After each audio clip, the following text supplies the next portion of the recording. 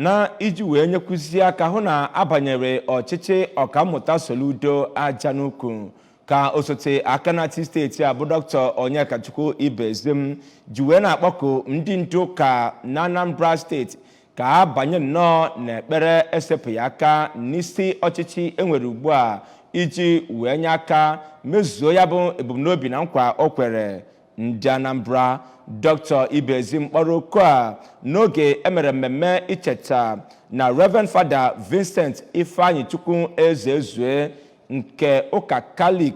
agbago afọ 50 kpọmkwem bụ mmemme o merubere na mbarabe ya dị na Ụmụeze Village Amobia n'okpuru ọchịchị obodo Ọka South. Ka Emmanuel Okonkwo kọchapụrụ gị akụkọ a.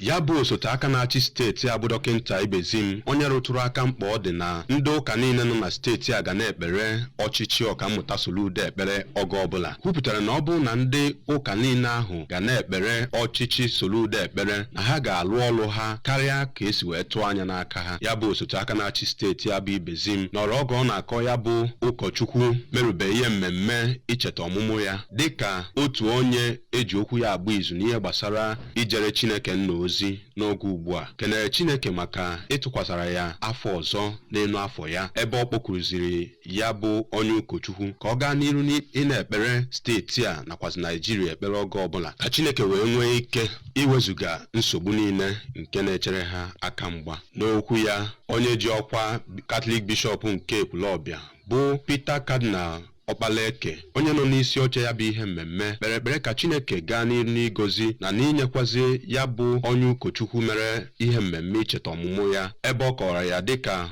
onye na-agbasi mbọ ike n'ijere Chineke ozi. Ya bụ onye chetara ọmụmụ ya bụ Reverend Father Ezezue kenere Chineke maka ịtụkwasara ya afọ ọzọ n'elu afọ ya ma kwe nkwa ịga n'iru iji obi ya niile jere Chineke ozi ebe ọ keneziri ndị niile bịara ya bụ ihe mmemme ma kpee ekpere ka Chineke gozie ha n'uju site n'Amobia nke dị n'okpuru kansụl Ọka South. Abụ m Emmanuel Okonkwo.